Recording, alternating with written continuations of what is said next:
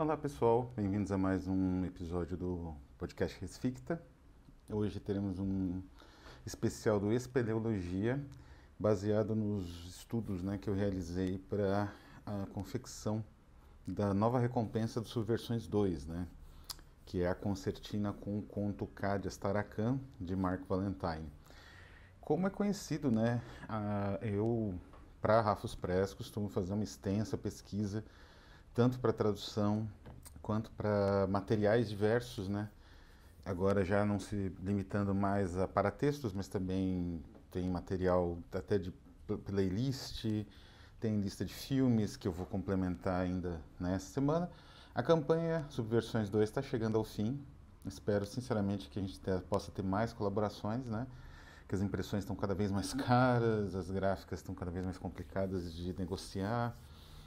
E é um trabalho que às vezes demora, às vezes atrasa, evidentemente, mas é porque é realizado por um número reduzido de pessoas, Às vezes tenho ajuda de colaboradores na tradução, revisão, que são sempre, citados e homenageados porque eles impulsionam essa revista, mas enfim, é necessário também pagar, o prolabore deles, então é para isso que servem essas campanhas, de certa forma, e para a sobrevivência da própria editora. Então, peço que vocês colaborem, mas, enfim, e conheçam, Nós temos aí duas campanhas, uma em colaboração com a Ex Machina, que é o Testamentos do Kafka, Uma obra aí sensacional, cheia de material inédito, em português, tanto do próprio Kafka, quanto das pessoas ali que o acompanharam no fim dos seus últimos dias e que são mais ou menos, estão na disputa, estiveram na disputa ali do seu testamento e do seu espólio. Mas enfim, o tema de hoje é o cosmismo russo, É uma escola filosófica muito, muito peculiar.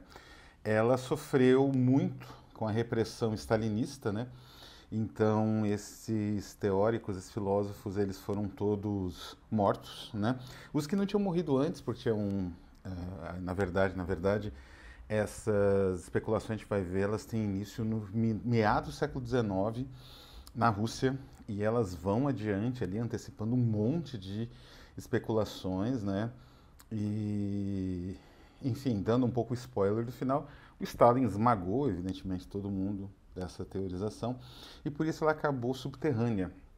Mas na pesquisa sobre Klimbnikov, eu descobri, Eu tinha já adquirido o livro que saiu pelo MIT e pela Strange Attractor, se não me engano, na Inglaterra. Eu tinha adquirido o livro e aí eu pude ler com mais calma e vi que é sensacional a teorização dessas pessoas do chamado cosmismo russo, Ah, essas especulações cósmicas feitas na Rússia no final do século XIX, a partir, e na União Soviética já no século XX, elas têm uma importância por conta, não é só um exotismo teórico, uma coisa assim, olha, que engraçado essas teorias, que curioso, não. A importância delas foi de realmente formalizar uma cultura em torno do culto da tecnologia que vai ser importante para a constituição do chamado Homo Soviéticos. Vou falar um pouquinho disso no final. E não só isso, até para a constituição da própria ideologia cientificista russa, na verdade soviética, que vigorou até a explosão do reator 4 em Chernobyl, e do fim quase que ali 2, 3 anos depois do fim da União Soviética, e também para a constituição de um ideário de expansão cósmica, enfim, muito antes dos bilionários. É engraçado que os bilionários eles vão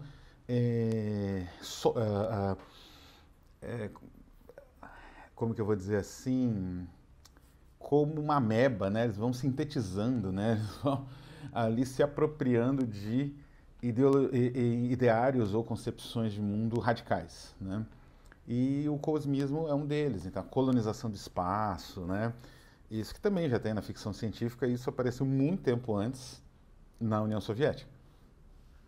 Mas o que é realmente o cosmismo, para a gente tentar entender, eu vou falar por cima, porque o livro é muito complexo, as ideias, cada teórico, e são cinco, acho que são cinco mais ou menos, ele tem uma visão muito própria que vai numa direção também muito peculiar e aquilo ele desenvolve muito bem. Aliás, são excelentes teóricos, né? Como eu falei, não é só o exotismo filosófico, tem uma base, né?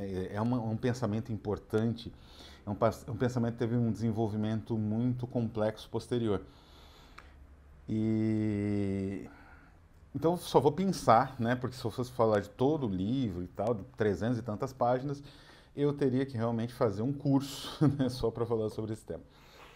Mas, se a gente for pensar onde surgiu, provavelmente a primeira inquietação em torno dessa questão, né? Porque o comunismo russo, para a gente já delimitar as coisas, ele é baseado numa ideia de imortalidade, ou seja, que a velhice e a morte são doenças, elas podem ser extintas pelo avanço em algum momento do avanço tecnológico, elas poderão ser.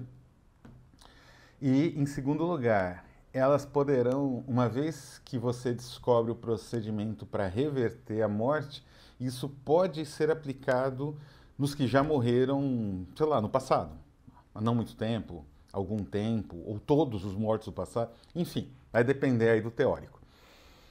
E por conta da necessidade de espaço, né, porque essa descoberta tecnológica futura vai, digamos assim, tornar obsoleta, sei lá, a maneira como ah, ocorre, né, a renovação das gerações atual, você precisa de espaço. E esse espaço é no espaço, né, é sideral, através de uma colonização ampla.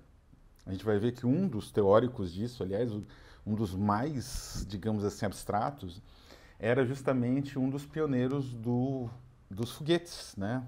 Como é que é o nome dele? Preciso de uma cola, porque esses nomes em russo são dificílimos de pronunciar.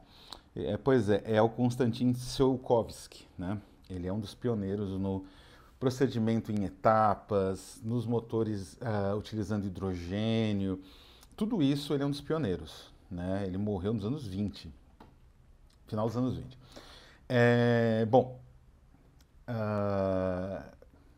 então, de onde vêm essas ideias do cosmismo ou essas preocupações que explodiram na Revolução Bolchevique também por motivos óbvios, né? Foi uma revolução que abriu a possibilidade de uma mudança no mundo absoluta, né? Coisa que nenhuma outra revolução anterior, as revoluções burguesas, desde a Revolução Francesa, talvez com a Revolução Francesa, mas aí você estava abandonando o mundo, o velho mundo medieval de vez, né? A Revolução Russa teria mais ou menos essa equivalência. Na verdade, a origem é com um filósofo revolucionário russo chamado Alexander Herzen. O Herzen foi um revolucionário importante, assim, praticamente todas as visões revolucionárias da Rússia, especialmente os socialistas revolucionários, né? Mas um pouco até os bolcheviques se baseavam muito na visão dele de uma revolução rural, né? Ele foi muito próximo do Bakunin em uma época e ele, enfim, fez tudo o que um revolucionário faria lá por 1850, 1860, né? Participou de jornais clandestinos, se exilou, viajou metade da Europa exilado. E ele, no final da vida, ele se tornou mais crítico, né? Ele sempre foi crítico, aliás, de certas noções de socialismo que críticas que se revelaram válidas, né, contra figuras aí como Stalin. Mas ele, no final da vida, ele propôs um conceito de justiça geracional, que é o seguinte: no momento em que surgir uma utopia socialista, num determinado futuro, as gerações futuras vão se beneficiar dessa revolução socialista, mas as gerações que lutaram, pereceram e tudo mais, para que essa revolução fosse possível, não vão poder se beneficiar dela. Então, digamos assim, essa desequilíbrio entre aqueles que foram poupados e aqueles que não foram, gera essa espécie de visão de que existe uma injustiça universal no próprio tempo, porque essas pessoas, então, que, digamos assim, lutaram para a sociedade ser melhor, não vão aproveitar E de fato é o que acontece, né? Então, eu acho que quando o Nikolai, qual é o nome dele? Fyodorov, que é o primeiro cosmista, ele começou a trabalhar com essa ideia de luta contra a morte e de imortalidade. Eu acho que ele tinha em mente exatamente essa visão eh, de Herzen, né? E aí a gente entra no livro The Russian Cosmism, né? É um livro muito singular, né? Como eu falei, foi publicado nos Estados Unidos pela MIT, né?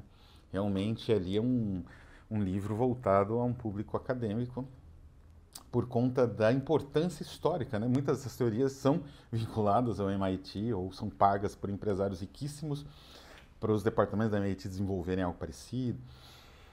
E é curioso porque o livro é organizado pelo Boris Groys. Boris Groys é um autor muito importante, que a tese de doutorado dele que ele não pôde defender, já era a época de perestroika e glasnost, mas ele não pôde defender na Rússia, ele teve que defender nos Estados Unidos. Na Rússia o texto circulou como samizdat, né, por um tempo. Depois foi lançado em inglês pela Verso Books, né, com pompa e circunstância. Mas o Boris Groys ele tem um trabalho muito importante estudando a estética do stalinismo, que ele afirma ser uma estética de cunho vanguardista. E ele está corretíssimo. É uma estética de cunho vanguardista mesmo. E por conta disso esmagou as vanguardas, né? Era como se fosse uma disputa, uma querela entre vanguardismos, né?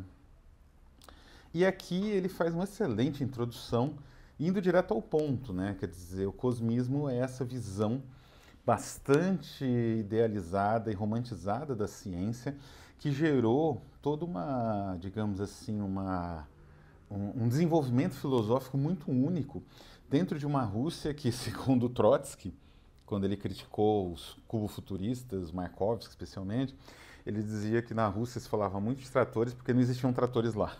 As pessoas ainda aravam com boi, sei lá. Então, isso é verdade, né? Mas, por outro lado, a especulação filosófica, ela te dá essa liberdade. A liberdade de poder imaginar outros mundos. É uma liberdade parecida com a literatura. Por isso que a filosofia é tão vilipendiada e atacada, né? E aí vem esses arautos, né, das ciências exatas, ou das ciências da natureza, falar, mas a filosofia é bobagem. Né, eu não preciso saber dessas querelas do passado. De fato, não precisa. Mas a filosofia não é bobagem. E mesmo quando a discussão parece bizantina ou excessivamente escolástica, digamos assim, existe ainda esse turning, né? Esse ponto de virada em que a filosofia vai além e ela começa a alimentar teorizações atuais, né? Então, só fazendo aí um repasse do material que, como eu falei, isso é só uma introdução, né? Tem muito a ser discutido dessas teorias cosmistas que influenciaram o Klebinikov, mas influenciaram muitos outros, né? Influenciavam Gorky, influenciaram... para vocês terem uma ideia, a visão da imortalidade, essa busca da imortalidade, que é um pouco até quase romântica, e que está na base já do Fyodorov, que era Nikolai Fyodorov, que era chamado de Sócrates de Moscou, né? A tamanha importância dele como filósofo, né? Essa noção, ela e a romantização em torno dela alimentaria o que eu falei, a ideia de homo soviéticos. O Stalin detestava essas ideias cosmistas, até porque vários dos que sobreviveram, inclusive tinha uma tendência anarquista cosmista, que era mais literária até, que era do Sviatogor, Alexander Sviatogor, né? Esse povo todo que, como o Tsiolkovsky ou o Fyodorov, ou o próprio Bogdanov, que era um escritor de ficção científica e também companheiro de Lenin no início, depois eles ficaram em campos opostos, né, por um tempo. Ele fez oposição ao Lenin, uma oposição marxista dentro do próprio bolchevismo. E ele morreu numa transfusão de sangue, né? Mas essas pessoas todas foram fuziladas, porque muitos apoiaram o trotskismo, a visão, claro, de revolução permanente, que combinava um pouco com essas ideias de expansão vital, quase, né? E que chegava às vezes a uma noção de expansão que era quase hermética ou ocultista, né? Que especialmente com o próprio Tsiolkovsky, que tinha uma séria tendência neoplatônica, assim, não é? E falar de demiurgo, né? Então, assim, era né, o ser humano não teria o controle de si mesmo, os seres humanos seriam como sombras projetadas, né, de uma emanação. Essas teorias vigoraram na Rússia, né, com toda a suposta repressão, mas a repressão de verdade começou quando Stalin tomou o poder, como esse pessoal era próximo do Trotsky, foram todos fuzilados e seus livros desapareceram, né? Alguns, como o próprio Sviatogor, que era anarquista, e o Alex Valerian Muravyov, não tem referência quase que não seja em cirílico. Procurei artigo, nada. Fora o próprio livro do Boris Groys, o indivíduo é simplesmente inexistente, por conta da ação de Stalin, né? É... Mas o que acontece? Essa visão romântica das pessoas buscando a imortalidade pela tecnologia, numa luta do homem contra a natureza, do homem contra a sociedade repressora, essa visão é puro suco de realismo heróico socialista, né? Então, é irônico e quase cruel, eu diria, que essa visão radical da filosofia alimentaria justamente digamos assim, propaganda reacionária que os stalinistas criaram para endeusar eles mesmos, né? Mais que isso, principalmente, tanto o Bogdanov, que escreveu um romance de ficção científica que fez bastante sucesso, teve até numa campanha de financiamento coletivo, a Estrela Vermelha, quanto o Tsiolkovsky, não é? Isso para não falar do Chizevsky, né? O Alexander Chizevsky, que esse é bizarríssimo, que ele fala, ele tenta associar revoluções e momentos de tensão social com momentos de atividade solar, de manchas solares, e antecipa um pouco, em alguns momentos, né? Ele tem gráficos, é um texto bastante denso, mas em alguns momentos ele antecipa a ideia da noção de despesa do Bettelli, que também trabalha com o mito solar. Só que de uma forma um pouco mais antropológica, dele não, é uma espécie de sociologia aplicada em campo, né? Mas tanto Bogdanov, né, que acreditava numa expansão da vida e rejuvenescimento através do sangue, como se fosse uma espécie de vampirismo, morreu por causa disso, como se fosse uma espécie de vampirismo, né, de verdade. Quanto o Tsiolkovsky, que eles tinham, né, bastante essa noção cósmica, de expansão cósmica, eles praticamente forjaram, especialmente o Tsiolkovsky, forjaram a ideologia do cosmonauta, até o nome cosmonauta, né, vem dessa noção de cosmismo.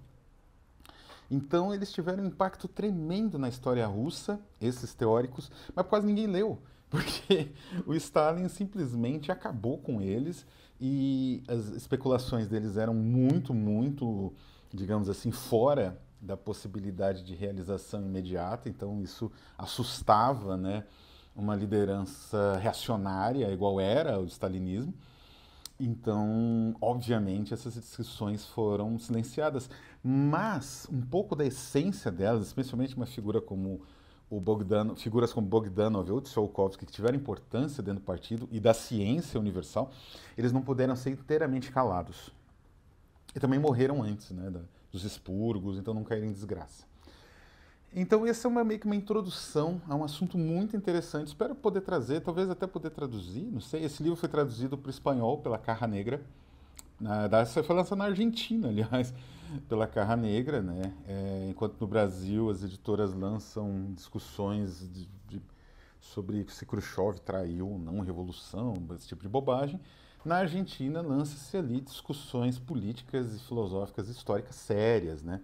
Com embasamento histórico interessante e que tem um impacto amplo, tanto na própria história da União Soviética quanto da cultura soviética, né? O Klibinikov, o Malevich, o próprio Eisenstein, né? Eisenstein, eles eram próximos dessas ideias.